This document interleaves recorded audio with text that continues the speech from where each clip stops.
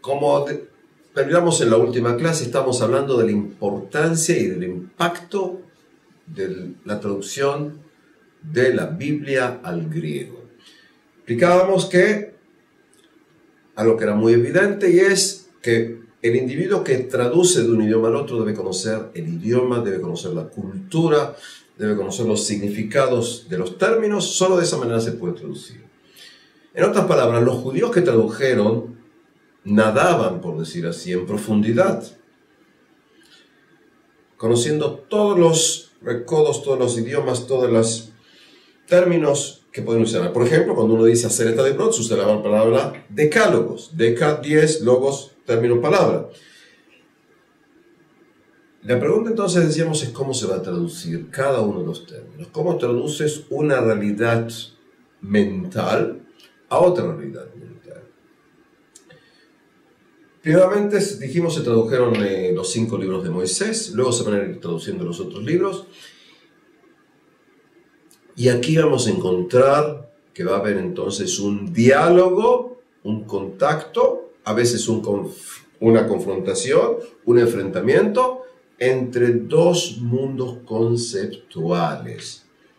Es decir, ¿cómo acepto yo, si soy griego y vivo en Alejandría, que los judíos escogidos por Dios fueron sacados de Egipto por la mano divina? Vivo en Egipto. Eso va a explicar por qué, por ejemplo, un pensador llamado Manetón en griego, por ejemplo, poco tiempo después va a escribir diciendo que los judíos no salieron de Egipto. Los judíos fueron expulsados de Egipto por ser leprosos. Es decir, vamos a ver que en determinados círculos idólatras, evidentemente, de gente que sabe leer, el texto va a tener su impacto. En otras palabras, desde el momento que un texto se traduce, el individuo que conoce el idioma puede interiorizarse, puede encontrar un mundo conceptual distinto. En otras palabras, el mensaje monoteísta bíblico de origen judío empieza a difundirse en círculos intelectuales del mundo griego. Quiero que entendamos algo que para mí es muy, pero muy importante. Yo explicaba el encuentro último, que estamos hablando del encuentro entre Grecia y el mundo judío, lo que suelo llamar entre Atenas y Jerusalén. Se me ocurre que cuando nosotros luego vamos a hablar del mundo cristiano, en definitiva estamos hablando de una creación que casi no tiene nada nuevo. ¿A qué me refiero? Y esto que estoy diciendo es muy fuerte. Es decir, estamos hablando de una síntesis entre el mundo judío de amar al prójimo como a ti mismo, el mundo judío del respeto a tus padres y tus madres, del mundo judío del decálogo, mezclado con concepciones mitológicas, científicas, filosóficas del mundo griego. Es decir, que considero que a grosso modo el encuentro entre Atenas y Jerusalén va a ser la base básica para el desarrollo del mundo occidental. Cuando el cristianismo va a ser una de esas cuestiones, e incluso cuando en el siglo VII empieza a desarrollarse el Islam va a tomar en gran medida el mensaje judío, en determinada medida el mensaje cristiano, y vamos a ver que estas van a ser las bases del mundo. Es decir, la moral judía va a entrar en choque con la moral politeísta griega. El mundo estético griego va a entrar en choque con el casi no darle importancia del mundo judío a la estética. Van a ser estos dos elementos que van a ir chocando constantemente. La concepción histórica del mundo griego, que en determinada medida es casi cíclica, va a luchar en gran medida con la concepción judía, gran parte determinista lineal, cuando hablábamos del mensaje de los profetas en cuestión de escatología. Es decir, si aquí tienes una idea que es el proceso que se repite en el mundo griego, en el mundo judío y luego en el mundo cristiano, heredando esto, se va a hablar de un constante desarrollo hacia el final de los días. Cuando hablemos de los dioses y de los líderes griegos, es una categoría. Cuando hablemos del Dios y los reyes del Antiguo Testamento, es otra categoría de pensamiento. Es decir, esta mezcla va a ser base fundamental del mundo occidental. Eso es lo que yo a veces llamo la contribución al mundo está dada por el mundo griego y el mundo judío. Es decir, porque todas las preguntas morales que se van a hacer en el mundo cristiano ya están en forma absoluta en el mundo judío. Es decir, no estoy hablando acá de quién tiene derechos de paternidad, estoy hablando de un intento de ver dónde se han puesto aquí las bases filosóficas teológicas del punto este. Es decir, cuando luego veamos, ¿sí?, las palabras dadas o puestas en la boca de Jesús en el Nuevo Testamento, las palabras que dijo Jesús, recordemos que Jesús como individuo va a nacer, vivir y morir como judío. Es decir, su mensaje va a ser un mensaje netamente judío y eso lo vamos a ver posteriormente. Decíamos proceso de helenización. El texto del llamado la Septuaginta abre entonces el mundo judío al mundo pagano. Y el texto de la Septuaginta luego va a ser texto básico cuando empieza a desarrollarse el cristianismo. Tomando en cuenta que en el texto de la Septuaginta tenemos casi todos los textos ya en su forma definitiva del Antiguo Testamento, evidentemente que podemos decir que entre el siglo III y II antes de Cristo ya tenemos todos los textos judíos más o menos en su forma definitiva. Eso en esta dimensión, que es la dimensión más importante, pienso yo, del encuentro entre estos dos mundos. ¿Y qué ocurre a nivel, podríamos decir, a nivel político, a nivel social, a nivel económico? Decíamos que aquí en la tierra de Israel se está dando un proceso de helenización, es decir, el mundo judío se va aceptando pautas del mundo griego. En el año 200 hay un vuelco, y el vuelco es que la tierra de Israel, en función de conflictos internos de los Ptolomeos por un lado, y en función del desarrollo del poderío militar de los Seleucidas, la tierra de Israel va a estar bajo gobierno Seleucida, bajo los Antíocos. Y aquí que vamos a ver que van a haber luchas entre, como vemos aquí en el mapa, entre el norte Seleucida y el sur Ptolomeo. Y aquí que vamos a ver que hay una serie de cambios. Uno de ellos es que cuando estamos hablando de los reyes seleucidas, vamos a ver, por ejemplo, que empieza a haber intromisión por parte del régimen de los seleucidas a lo que ocurre aquí en la tierra de Israel. Entre los grupos judíos, ya a partir del siglo III, sobre todo en adelante, vamos a ver grupos que van a ser grupos helenizantes, es decir, vamos a ver grupos judíos, por ejemplo, la familia de lo que se llama la Bnei Tuvia, los Tobíadas, que van a tener una gran simpatía por lo que es la cultura griega. Vamos a ver que aquí dentro del grupo de la población judía bajo el régimen ptolomeico y luego el régimen seleucida, hay corrientes diversas. Están los que se llaman a veces en hebreo los Mityevnim y los Hasidim, es decir, los helenizantes y los piadosos. Dos grupos. Esta es la realidad que vamos a tener inmediatamente en el siglo II a.C. Vamos a ver aquí que entran términos en griego. Al hebreo entran palabras en griego. Por ejemplo, la palabra Sanedrín. Sanedrín es una palabra griega. El Sanedrión, y es el término que se va a usar para ese tipo parlamento judío, que básicamente es a nivel legislativo judío interno, en cuestiones civiles, en cuestiones criminales, en cuestiones de fe. Eso sería la continuidad de lo que se va a llamar en su momento la Gran Asamblea. Entonces decíamos, hay términos en griego que entran y también costumbres. Vamos a ver que en diversos lugares judíos van a querer ir a un gimnasio, quizás en vez de ir al templo. Es decir, que hay una influencia cada vez más seria de esto. Vamos a ver que aquí, en el templo de Jerusalén, actuaban 24 familias sacerdotales, turnándose cuando estas familias sacerdotales actuaban realmente 2 semanas en el templo, es decir, una cuestión rotativa. Y aquí que, a partir de la entrada del régimen seleucida, vamos a ver aquí un proceso interesante, y es lo siguiente.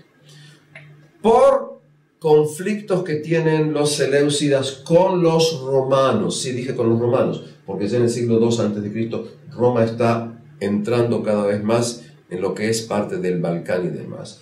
Por cuestiones relacionadas con problemas con los romanos, vamos a ver que reyes seleucidas necesitan tener cada vez más dinero. Y empiezan a tomar una actitud casi desconocida en la antigüedad griega, y es entrar a los templos para robar los tesoros locales. Quiero que entendamos lo siguiente.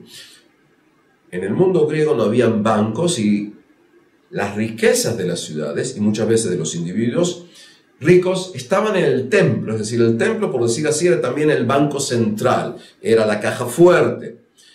Por ejemplo, en Delfos, que hablábamos antes en la clase anterior, había 12 tesoros, no 1, 12. ¿Por qué 12 tesoros? Porque pertenecían a 12 de las ciudades-estados, de polis griegas.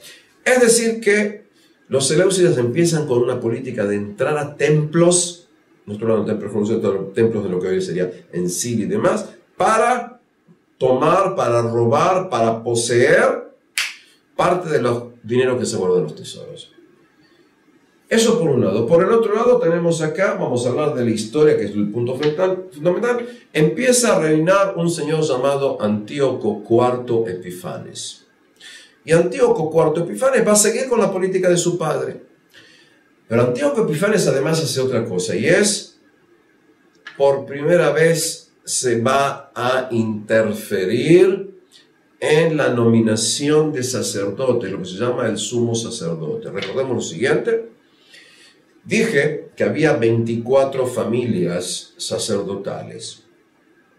Es decir, había 24 familias sacerdotales que daban sus servicios 2 semanas al año.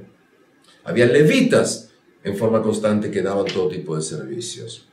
Pero había un individuo llamado Kohen Gadol, en hebreo, sumo sacerdote, el sumo pontífice. Y ese individuo era de por vida.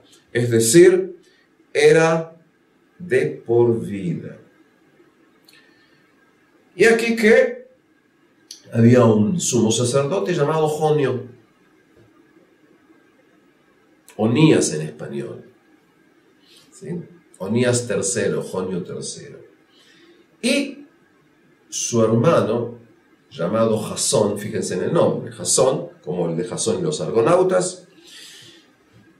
Jasón, que era su hermano, fue a llevar el dinero de lo que se pagaba porque había impuestos a este hombre llamado Antíoco Epifanes, y le ofreció más dinero para que lo pusieran a él en lugar de su hermano. El rey Antíoco Epifanes no tuvo ningún problema, intervino en su nominación y lo destituyeron a Onías para nombrar a su hermano Jasón. Onías, esto es muy interesante, a nivel subjetivo es fascinante. Este señor Onías o Jonio se va a ir a Egipto y ahí van a levantar un templo, el templo de Jonio, el templo de Onías. Templo que es más o menos, cuidado con esto, similar, casi paralelo al templo de Jerusalén. Sí, estoy hablando de un templo paralelo, es el segundo. El otro, dijimos, estuvo en el pasado, antes en Elefantino. Y lo que hace este hombre Jasón, que es hermano, está ahí, tiene una política helenizante en el templo de Jerusalén, pero no suficientemente helenizante como círculos helenizantes quisieran. Y aquí que lo van a deponer círculos judíos helenizantes, lo deponen al sumo sacerdote Jasón en hebreo, y van a poner a otro individuo que no pertenecía a las clases de los sumos sacerdotes, llamados Menelaos. Nuevamente, fíjense en los nombres. Menelaos, los que recuerdan, los que saben, entre otras cosas, era el nombre del esposo de Helena de Troya. Menelaos era el rey de Esparta. Es decir, creo que tenemos algo, un paréntesis. Los nombres son, entre otras cosas, ¿sí?, simbolizan nuestra cultura. Cuando un hombre y mujer deciden llamar a su hijo de tal o cual manera, eso implica en forma consciente o inconsciente la identificación o el rechazo con personajes. No importa si son personajes míticos, bíblicos, históricos, hoy en día de cinematografía, etc. Es decir, Menelaos pasa a ser sumo sacerdote. Ahora, Menelaos no solamente pasa a ser sumo sacerdote, sino que lo que va a querer empezar a hacer, va a robar el templo y va a introducir culto idólatra. ¿Han entendido bien? Es decir, el sumo sacerdote judío llamado Menelaos va a empezar a introducir el culto idólatra ¿dónde? En Jerusalén. Hay acá todo un problema, es decir, cómo un individuo así llegó al poder. Y veamos, por supuesto, estamos hablando de una situación de gran corrupción, es decir, porque también se vendía el puesto, como hemos visto. Estamos hablando del año 168, estamos sacando el año 168. ¿Por qué el año 168? Porque el año 168 antes de Cristo, Antíoco Epifanes, en que este momento también lo tiene a Menelaos y demás, con su ejército va a llegar hasta casi conquistar Alejandría. Ahora, ¿por qué digo casi? Pese a que llegó ahí, porque cuando con su ejército llega a Alejandría, va a haber intervención romana, y los romanos le dicen, no señor. Es decir, aunque muchas veces le parece raro a la gente, intervención internacional no es un invento de los siglos XIX, XX, XXI. También en el año 168 a.C., en que no había internet, no había televisión, no había fax, también podías intervenir. En otras palabras, en el año 168 a.C., Antíoco Epifanes tiene que retirarse por esto. Y ahí empieza a haber conflictos. ¿Por qué? ¿Qué ocurre? Vuelve atrás, va a entrar, va a exigir más dinero del templo. Hay choques entre Antíoco Epifanes y parte de los judíos que están en el templo. Hay una intervención también de Menelaos. En definitiva, no se sabe cuánto, pero muchos judíos van a ser matados ahí. Y Antíoco Epifanes planifica su segundo ataque hacia Egipto. Estoy ahora en este momento en el año 167 a.C. Cuando Antíoco Epifanes vuelve a ir en dirección al sur, empieza a haber un rumor. Y el rumor en la historia, en la familia, muchas veces tiene importancia. Y el rumor es, Antíoco Epifanes murió. Cuando Antíoco Epifanes se empieza a dar este rumor, Jasón, el antiguo sumo sacerdote que había sido depuesto, con su gente logran tomar el poder, sacar a Menelaos de su lugar. Y entonces Antíoco Epifanes, cuando regresa, se entera de lo que ocurre, empieza a matar a judíos que se oponen a su política, y por primera vez en la historia de la tierra de Israel, este individuo va a intentar el culto de Zeus netamente en el templo, y va a empezar a prohibir circuncisión, prohibir el cuidado del Shabbat. Es decir, hay un intento, por decir así, de extirpar las características judías del templo de Jerusalén, de la población. Acá tengo que hacer una aclaración, y es: considero que su intento no es un intento de erradicar el judaísmo por judaísmo, sino que básicamente estamos hablando de una cuestión de dominio político. Estoy explicando lo siguiente, y es: en general, el mundo politeísta es un mundo tolerante. Es decir, si hay 50 dioses, que hayan 51 o 55 es lo mismo, por decirlo de esta manera. Pero el asunto está que acá, para este individuo, como luego lo va a ser para algún que otro emperador romano en el futuro, hay una conexión entre el templo de Jerusalén, la fe judía, el pueblo judío y su indómito carácter desde el punto de vista del conquistador, porque quieren la soberanía y la independencia.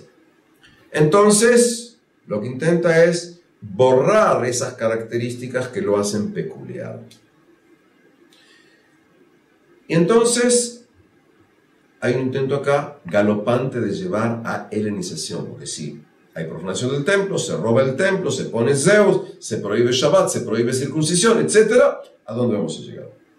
Y aquí que, según el relato que tenemos, básicamente del libro de los llamados libros de los Macabeos, una guarnición de los Seleucidas, de los llamados griegos, llega a una población llamada Modín. Modín es más o menos la Modín histórica, donde está hoy en día la ciudad de Modín, los que conocen, digamos, a medio camino entre Jerusalén y Tel Aviv. Se habló del año 2000, o sea, 2000 adelante, ahora específicamente 2017. Es decir, se llega a Modín.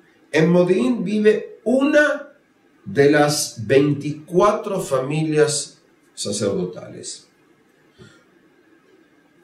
Una de las familias que luego vamos a conocer con la familia de los Hasmoneos, Hashmonaim. Y aquí que cuando se intenta obligar a la población, se quiere hacer culto, a rendir culto a los dioses griegos, y uno de los judíos helenizantes va a hacerlo, he aquí que el padre de la familia de los Hasmoneos, llamados Matatías, en hebreo Matitiao, según el relato, él va a venir y va a matar al judío que hace esto, y junto con eso empieza a haber un choque entre él, sus hijos, luego vamos a hablar de los hijos de Matatías, y judíos ahí contra esta guarnición griega. Esto va a ser el comienzo de lo que luego en la historia conoceremos con el nombre de la rebelión de los Macabeos o la rebelión de los Hasmoneos, dos términos que luego voy a ir explicando. Es decir, en el año 167, como resultado del intento de Antíoco Epifanes de introducirse en la vida interna religiosa judía, con el intento de prohibir parte de los preceptos judíos, va a empezar a haber aquí una rebelión. Toma en cuenta que esto es muy importante, que hasta ahora tenías un cuerpo llamado Sanedrín, tenías una autonomía religiosa, cultural, incluso cuestiones económicas, pero el mundo judío no va a permitir que se les quite su propia identidad. Recordemos que a lo largo de la historia, grupos humanos, el individuo, grupos colectivos y demás intentan definir su identidad. Matatías luego se ha llamado los Hasmoneos, Hashmonaim en hebreo. Hay discusión, no se sabe exactamente cuál es el origen del término Hashmoneos, ¿sí? Se han propuesto todo tipo de ideas, que quizás uno de los padres ancestrales de ellos se llamaba Hashman o Hashmonai, que quizás está relacionado con el término Shemen, que sería aceite, que quizás está relacionado con una cuestión de título. Fíjense que Hashman, que es de la misma raíz, es la traducción hebrea de la palabra luego cardenal, cuando hablas de un cardenal de la iglesia. No se sabe exactamente el origen de esta palabra, pero luego se lo va a llamar Hashmonaim. Cuando viene la rebelión, el que está al frente de la rebelión es Matitiao. Pero Matitiao, que es un hombre ya entrado en años, va a fallecer un año después, hacia el año 166, Y el que va a quedar al frente de la rebelión será su hijo Judas, Yehuda. Dicho sea de paso, el hijo mayor, el primogénito, es Shimón, pero luego vamos a ver qué ocurre con Simón o Simeón, llamado el Shimón. Es decir, Judas se pone al frente del ejército y este individuo, Judas, va a ser apodado Yehuda Macabí, Judas el Macabeo. Y la palabra Macabeo, Macabí, como se va a escribir durante varios siglos, se escribe en hebreo con la letra Kuf. Esto explico para los que saben hebreo. Y por eso está relacionado con la palabra Makevet. Makevet, que quiere decir, ¿sí? Quiere decir mazo, es decir, como si fuera un gran martillo. Es decir, entonces hay dos teorías, que se llama Makevet, o porque pegaba como un martillo, como una masa, o porque tenía cabeza, ¿sí? Hay todo tipo en forma de martillo. Se me ocurre, ¿sí? Que similarmente como va a ocurrir con el padre de Carlomagno en el siglo VIII, que aquí lo van a llamar luego Karl Martel, el del martillo, acá se me ocurre que porque sabía pegar, sabía dar, pero de todos modos se lo va a llamar Judas Macabeo. Y de aquí la generalización, dicho sea de paso, la forma en hebreo Macabeo, escrito Macabí con Kuf, en el Talmud, más o menos 500 años después, se va a cambiar la Kuf por la Kaf, otra letra, para que eso más o menos entre con la frase bíblica Mi kamoja be'elim Adonai, que quiere decir quién es como tú, Dios entre todos los dioses. Es decir, eso vamos a hablar después, cuando hablemos del cambio también de la festividad llamada Hanukkah. Es decir, tenemos acá un levantamiento popular, un levantamiento de gente que en general casi no tenía conocimiento de lo que era el mundo de las armas. Y entonces, este señor, llamado Judas Macabeo, va a intentar lo que se va a llamar una pequeña guerra de lugar en lugar. Cuando hablamos de una pequeña guerra, podemos decir guerrilla. Ahora, fíjense lo siguiente, en el siglo XIX, esto es paréntesis, como decíamos, cuando los españoles bajo la dominación francesa, habiendo un rey llamado José Bonaparte, llamado Pepe Botella, ¿sí? Según los relatos, parte de los que se querían liberar utilizaban, entre otras cosas, como inspiración el relato de los macabeos. Y fue en España, desde 1808 en adelante, en que se empezó a usar el término guerra de guerrillas, similar a como hacían los macabeos. Y ahí nace la palabra guerrilla, es decir, una lucha en la que vas a ir tocando a veces aquí, tomándose allá, etc. Es decir, los macabeos, los hasmoneos, los judíos bajo la dirección de Judas Macabí, van a empezar una lucha tocando aquí o allá al ejército en diversos lugares, con fuerzas inferiores, con fuerzas que no tienen gran conocimiento. Es uno de los casos en la historia, sin entrar en la apología, en que podemos decir que eran pocos contra muchos. Es decir, porque en la lógica militar existente, si tomo aquí y tomo allá, la lógica es que esto no iba a resultar. A veces ocurre y a veces no. Ahora, Judas Macabí con sus hermanos, con Eleazar, con Shimón, con Yohanan, es decir, con Juan, van a lograr ir ganando, van a tener algunos encuentros muy interesantes y definitivamente, ¿sí? 3 años después de haber comenzado la lucha no es en toda la zona, tenemos que tomarlo en cuenta. Luego vamos a ver aquí el mapa, cómo van a ser el estado de los macabeos. Es decir, no es en todos los lugares, hay poblaciones que no son poblaciones judías en la tierra de Israel, en la tierra de Judea, como estamos hablando ahora. Luego de 3 años de luchas, con algunas interesantes victorias, en el año 164 a.C., Jerusalén es conquistada o reconquistada o liberada por los macabeos, y el día 25 del mes de Kislev, más o menos, digamos, para los que no entienden, más o menos hacia el mes de diciembre, ¿sí? El día 25 de diciembre, perdón, 25 de Kislev del año 163 a.C., va a tener lugar la reinauguración o la inauguración del templo luego que se ha limpiado, luego se ha purificado de la profanación. Y aquí que según el texto del libro de los Macabeos, Yehudá decide conmemorar este evento durante 8 días. Similar a lo que, según dice el texto, similar a Sukkot. No entro en la cuestión de cuántos días son Sukkot. Simplemente que entendamos, es lo que se va a decir ahí. Y aquí que entonces van a hacer aquí una festividad nueva. Y como inaugurar, se dice en hebreo antiguo y hoy también en el siglo XXI, se dice Hanukkah. Es decir, cuando tengo un negocio nuevo, hablo de Hanukkah del negocio. Cuando tengo una casa nueva, hablo de Hanukkah de mi casa nueva. Se va a dar aquí la inauguración nueva del templo. Y acá, a partir de entonces, se va a empezar a conmemorar lo que se llama la fiesta de Hanukkah.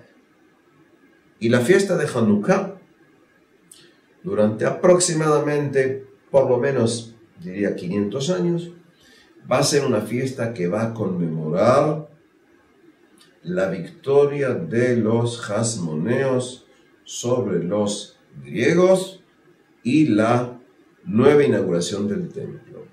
Y lo voy a decir de una forma muy clara, no el milagro del pequeño cántaro de aceite, porque eso es un relato, una leyenda que van a hacer muy posteriormente. Y esto es importante para aclarar lo siguiente. A partir del año 164 hasta el año 70, ¿sí? Es decir, durante 234 años, va a seguir existiendo y funcionando el templo de Jerusalén, hasta la destrucción por los romanos.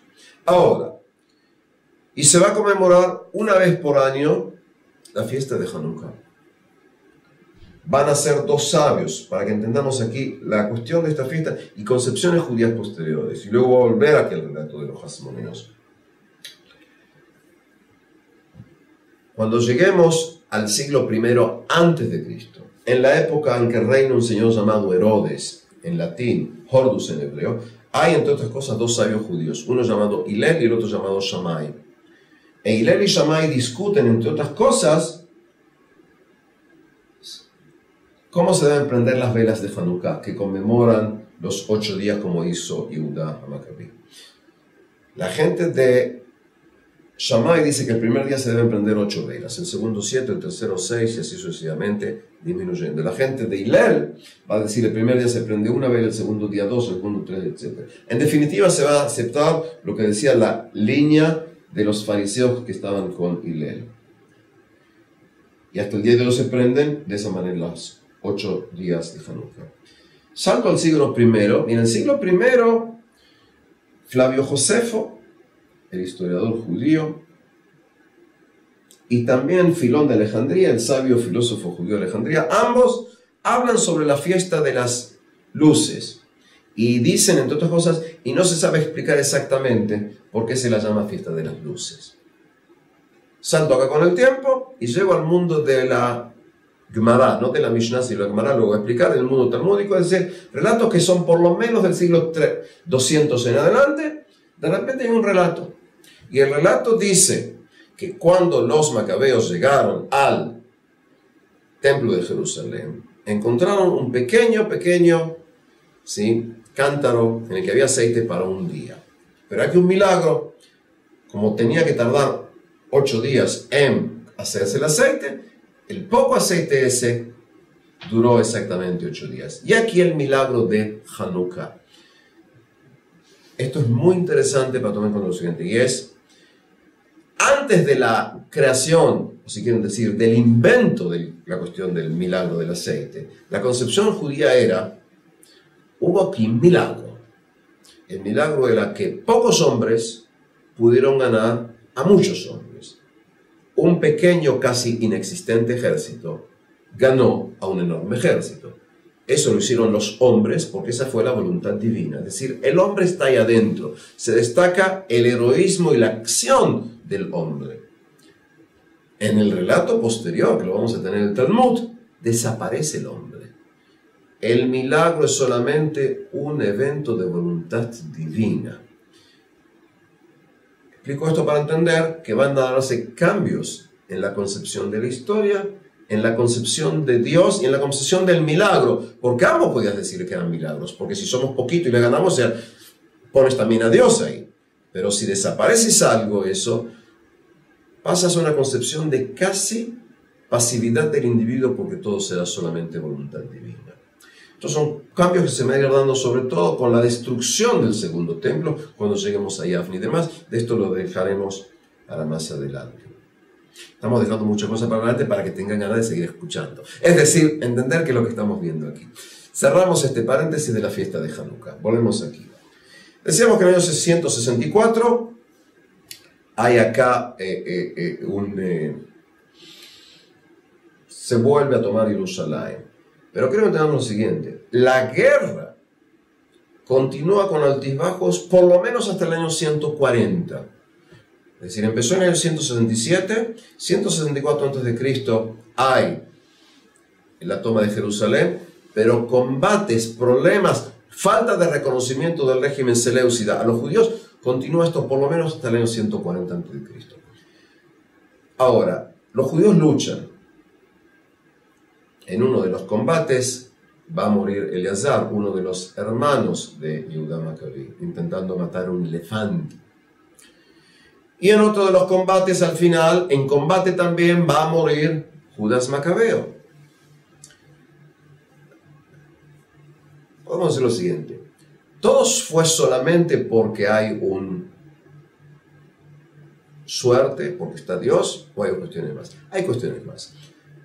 Judas Macabeo, estando todavía en vida, por supuesto, mandó una delegación judía a Roma. Sí, escucharon bien, es decir, mandaron Judas Macabeo, que además de ser militar entendió la situación, manda una delegación a Roma pidiendo a Roma: haz con nosotros un pacto, ayúdanos.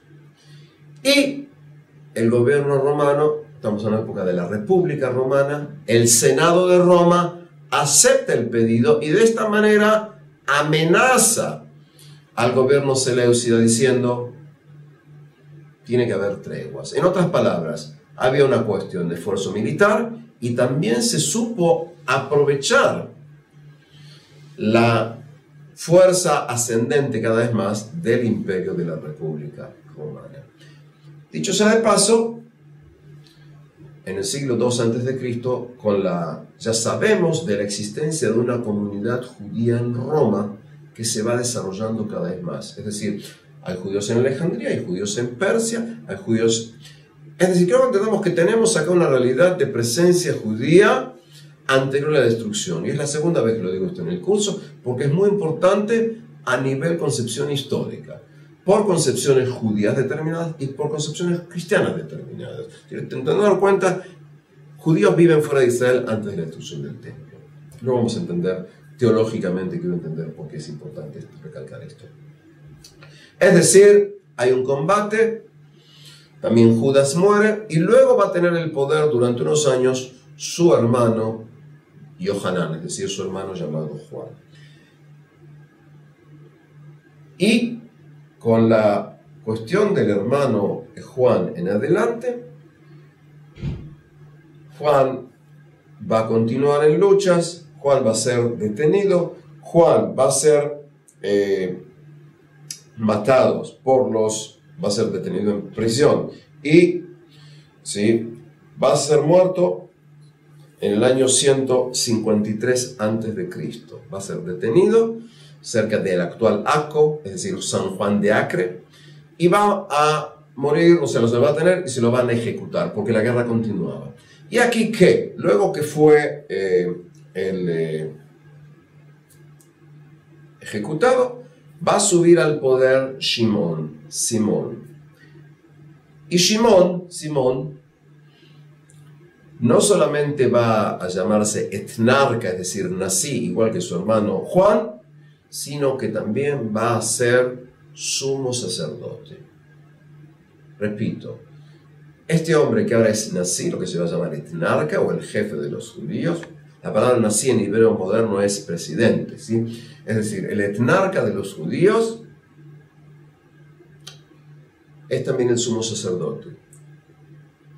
Desde el año 132 antes de Cristo hasta el año 37 antes de Cristo, cuando va a subir Herodes, durante 115 años, siempre,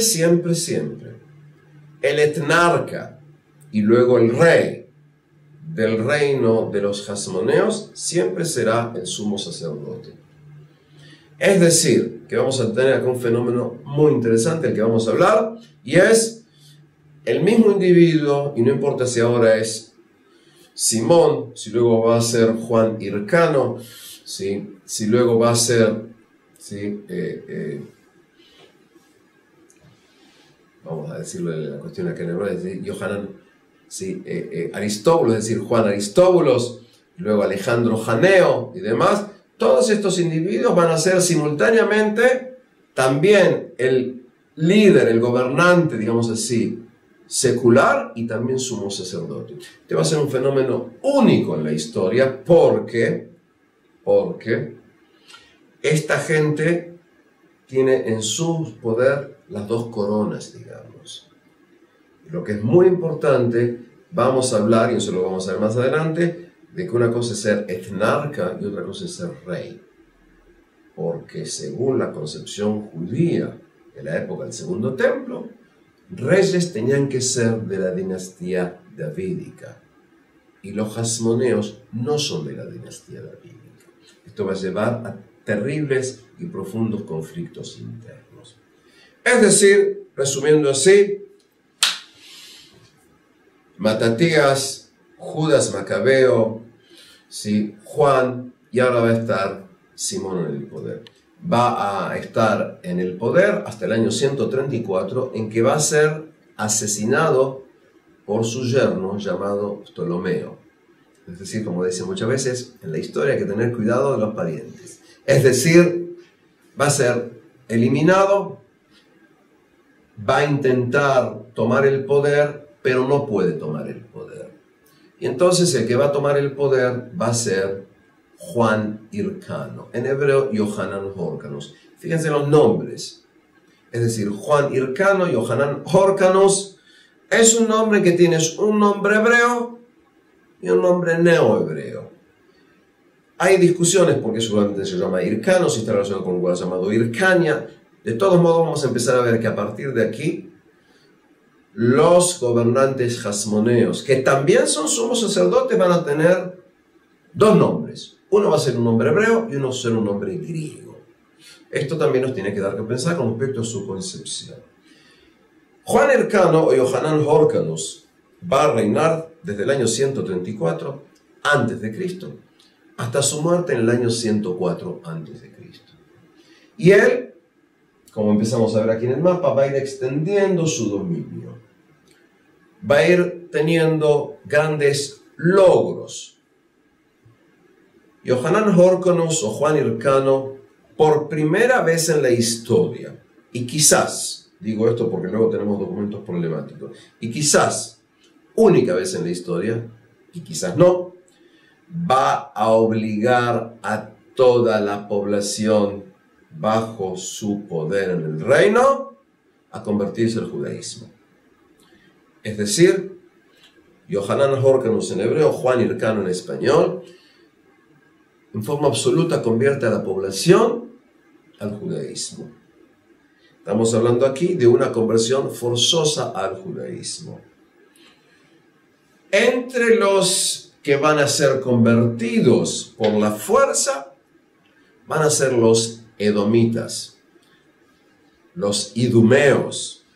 ¿Sí? Es decir, me parece que estamos usando claramente cuando digo edomitas, estoy usando la palabra en forma como si fueran los idumeos. Y esto es importante porque entre los que van a estar convertidos por la fuerza estará el abuelo de un señor que luego se va a llamar Herodes. Es decir, cuando Herodes nazca. Esto va a ser varias décadas después, que ya su padre y sus abuelos han sido convertidos al judaísmo por la fuerza. Es decir, Juan Hircano desarrolla aquí una concepción homogeneizante. Juan Hircano es etnarca, y además él es sumo sacerdote. En su época, junto con él, funciona, por supuesto, el Sanedrín. Recordemos esto, tú tienes acá un etnarca, un líder, en conceptos modernos diríamos, en algunos países sería similar a un presidente, a un rey con poderes o un primer ministro, es decir, el etnarca es que está al frente del país. Y tiene conquistas, empieza a haber un desarrollo económico, tiene relaciones económicas con la periferia. Cuando él asciende al poder, dijimos que asciende en el año 134, ya por lo menos 6 años hay un reconocimiento total de la independencia del reino de los Hasmoneos por parte de los Seleucidas, y continúa esto. En el año 104 a.C., Juan Hircano muere y va a subir su hijo mayor, Judas Aristóbulos, Yehudá Aristóbulos. Este hombre hace varias cuestiones. Las primeras cosas que hace es, se proclama rey, no etnarca, no nací, rey, melech en hebreo. Y la otra cosa que hace es, toma prisioneros a su madre y a sus hijos, a su madre y a sus hermanos. A su madre la va a dejar morir de inanición prisionera. A los hermanos los va a aprisionar.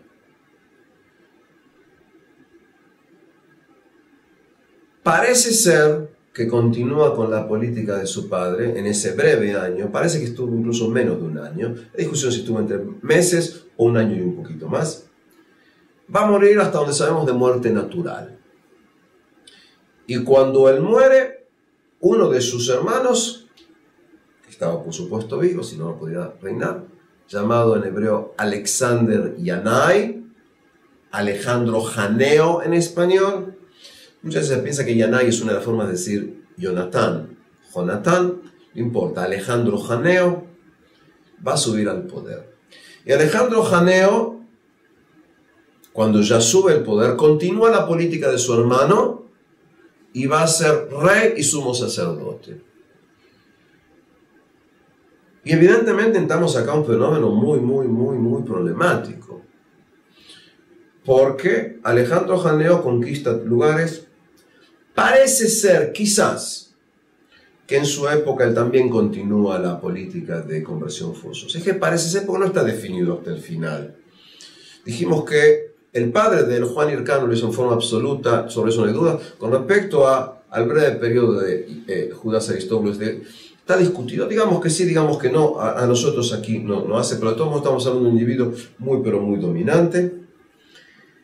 Y él va a reinar relativamente varios años, del año 103 a.C. al año 76 a.C. Es decir, que él reina 27 años. Y logra conquistar más y más terrenos. En la época de Alejandro Janeo, el territorio llega a su máxima expresión. En la época de Alejandro Janeo, algo que vamos a ver que también es muy importante es que él empieza a tener cada vez más también una guardia militar personal que son soldados mercenarios. En la época de Alejandro Janeo, además de una expansión territorial importante, hay muchos impuestos. Y en el Sanedrín tiene mucha crítica. En el Sanedrín, básicamente, durante la historia tenías dos grupos, dos corrientes. A veces hay gente que usa la palabra sectas, pienso en forma absoluta que no son sectas, se lo podemos llamar corrientes, partidos, corrientes religiosas, no sectas. Los saduceos y los fariseos, de los que voy a hablar más luego. El grupo de los fariseos, que es el grupo más popular, el que tiene más apoyo popular, Los fariseos se oponen a los actos que hace Alejandro como sacerdote. Los fariseos se oponen a la existencia cada vez mayor de soldados mercenarios. En un momento determinado, durante estos 27 años de gobierno, y sobre todo según la historia como la cuenta el historiador judío del siglo I, es decir, varias décadas después, Flavio Josefo, durante 6 años hay una terrible guerra civil. Las cifras que da Flavio Josefo es una cifra espeluznante. Según Flavio Josefo, murieron aproximadamente 50.000 judíos, matados por las tropas mismas de Alejandro Janeo. Es decir, estamos hablando netamente de una guerra civil. Según los relatos de Flavio Josefo, Alejandro Janeo también dio la orden de crucificar a más de 800 judíos. Es decir, la crucifixión como castigo se usaba en la antigua Cartago, la usaron en todo el Imperio Romano los romanos, y hasta donde sabemos, según por lo menos el testimonio de Flavio Josefo, Alejandro Janeo y Alejandro Janeo también lo utilizan para reprimir lo que ocurre aquí adentro. Alejandro Janeo persiguió constantemente a los fariseos y básicamente en su periodo, en el Sanedrín van a estar solamente los saduceos, que apoyan su política, que pertenecen a estratos socioeconómicos, religiosos, que están de acuerdo con la postura de Alejandro Janeo. Alejandro Janeo va a morir y va a ascender al poder su esposa. En hebreo, Shlom Zion Amalcá, Shlom Zion Alexandra, es decir, Salomé Alejandra. Salvo los 6 años que estuvo Atalía, en su momento, Atalía, que era la hija de Ahab y pasó por casamiento a ser reina de Judea, salvo Atalía, en el pasado, vamos a tener aquí la primera vez que tenía una mujer desde entonces, o la segunda vez en la historia judía. Salomé Alejandra va a reinar durante 9 años, del año 76 al año 67 a.C. Salomé va a acercar nuevamente a los fariseos, porque hay un tipo de política de conciliación interna. Entonces va a hacer que en el Sanedrín haya también representantes de las dos grandes facciones, los saduceos y los fariseos. Salomé va a hacer que su ejército sea mucho mayor que el ejército de su esposo. Es decir, en la época de Salomé Alejandra, que va a intentar una cuestión, llamamos, de pacificación, van a haber más soldados judíos e incluso además también va a agregar la cantidad de mercenarios. Cuando hablo de mercenarios hablo en gran parte de población que vivía en Judea, en las diversas zonas en que había población de origen griego o demás en diversos lugares. Como ella era una mujer y había qué problema, su hijo mayor, Hórcanos o Hircano, va a ser nombrado sumo sacerdote. El otro hijo, llamado Aristóbulo, fíjense los nombres, Hórcanos, Hircanos y Aristóbulo, va a ser, el hijo menor va a estar al frente del ejército. Y la pregunta es, ¿qué ocurrirá cuando la mamá no esté aquí? Cuando Alejandra fallece en el año 67 a.C., empiezan a haber luchas entre los dos hermanos, entre Hircano y Aristóbulo.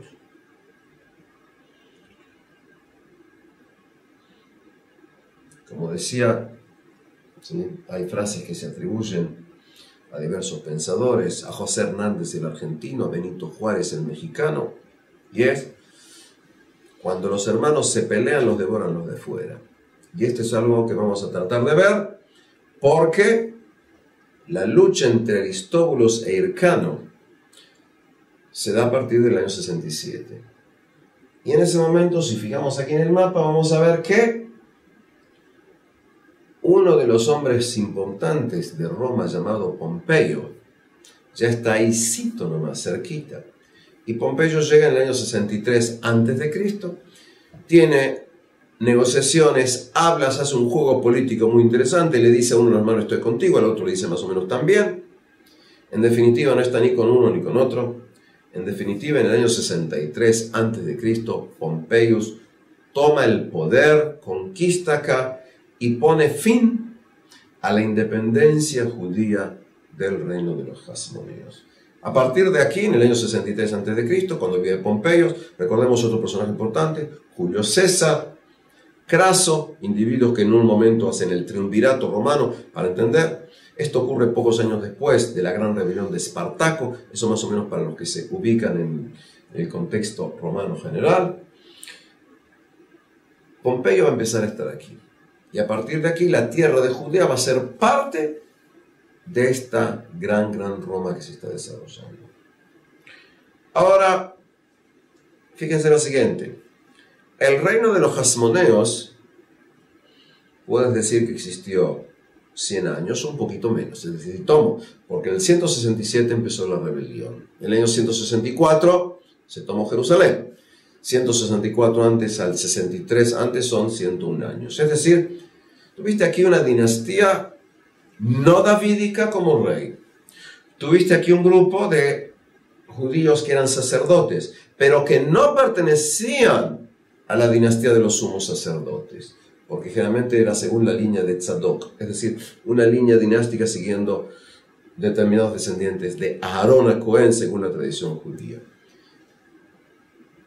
Acá hay un fenómeno muy interesante, pienso, y es cuando los Hasmoneos o los Macabeos empiezan la rebelión, estamos hablando de un grupo sacerdotal que tiene un gran apoyo popular. Con el tiempo se convierten en un régimen casi dictatorial, y en la época de Alejandro Janeo hay una guerra civil en que se utilizan soldados judíos y mercenarios para reprimir a la oposición, e incluso si los 50.000 hombres que dice Flavio Josefo, si el número es exagerado, incluso si los 800 judíos que fueron crucificados por Alejandro Janeo es exagerado. Evidentemente estamos hablando aquí de un régimen que llevó una guerra civil y un régimen que utilizó los medios más atroces para mantenerse en el poder. Es decir, lo que quiero que tratemos de ver es que, por un lado, cuando vemos el film, ¿sí?, en que la Cenicienta se casa con el príncipe y termina ahí, es un happy end. La pregunta es qué pasan 5, 10, 20, 30 años después, cuando el príncipe y la princesita empiezan a envejecer. ¿Cuáles son las características del gobierno? Es decir, el fenómeno de Hashmonaim que se conmemora en la fiesta de Hanukkah es verdaderamente un grito a la libertad, a la independencia, a la soberanía, al honor nacional, al orgullo nacional. Pero ocurre que ese régimen luego se convirtió en un régimen despótico. Y esto lo tenemos que tomar en cuenta, quizás como una lección del pasado, y también como termina esto con esas guerras fratricidas y la venida del Imperio Romano.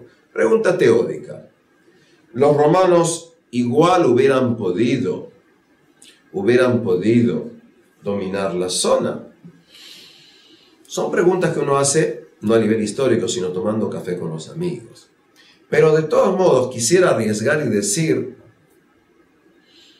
no sé qué hubiera pasado en un pasado alternativo, pero se me ocurre que de todos modos el Imperio Romano, que ya estaba avanzando, el Imperio Romano ya dominaba lo que hoy se llama Francia, la península ibérica, estaba conquistando cada vez más el norte de África, es decir, eran pocas las zonas en las que aún no estaban dominando Roma. Se me ocurre, modestamente, en un análisis de un pasado alternativo, que de todos modos hubieran llegado aquí.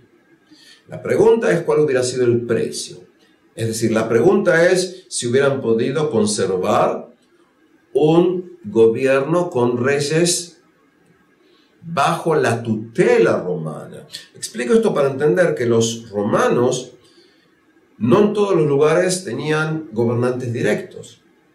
Tenían provincias, tenían territorios en los que habían antiguos reyes que aceptaban un tipo tutelaje. Pero no podemos saber. De todos modos, cuando viene aquí el gobierno romano, rápidamente la situación va a ir cambiando y con un breve periodo en que va a estar uno de los hijos todavía de Simón, el último de los macabeos, que vaya a hacer un intento del año 40 al año 37 a.C., podemos decir en general que la presencia del reino Hasmoneos desaparece aquí. Decíamos, Pompeius va a llegar aquí en el año 63 a.C.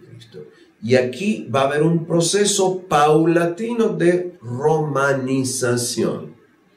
Es decir, de traer aquí la cultura romana en sus diversas dimensiones. Es decir, tanto en la dimensión de la cultura material como en la dimensión de la cultura espiritual. En otras palabras, el idioma latín, las creaciones literarias y la gran edificación romana.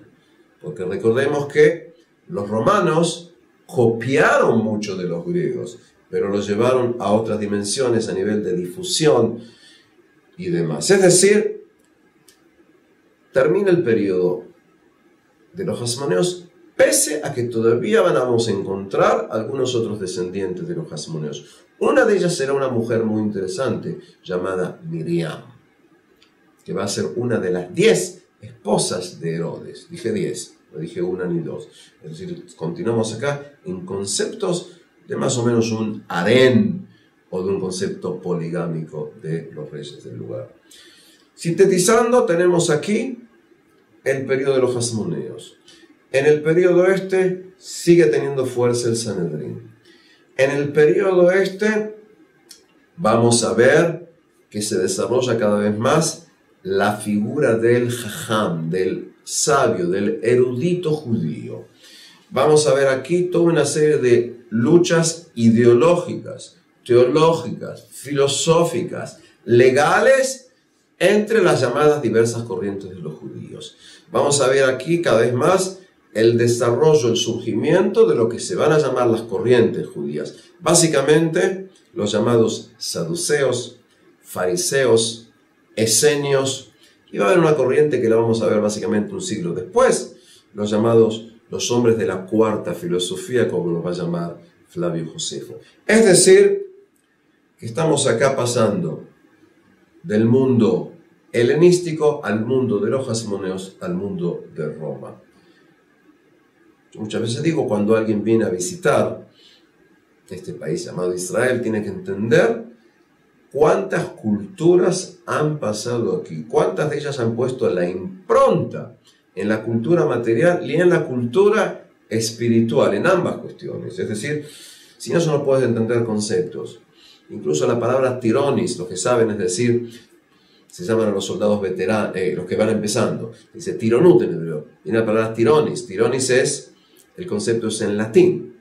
Se usa la palabra arnona para pagar el impuesto municipal. Eso viene del latín. Es decir, tenemos incluso términos que vienen del mundo griego y del mundo latino.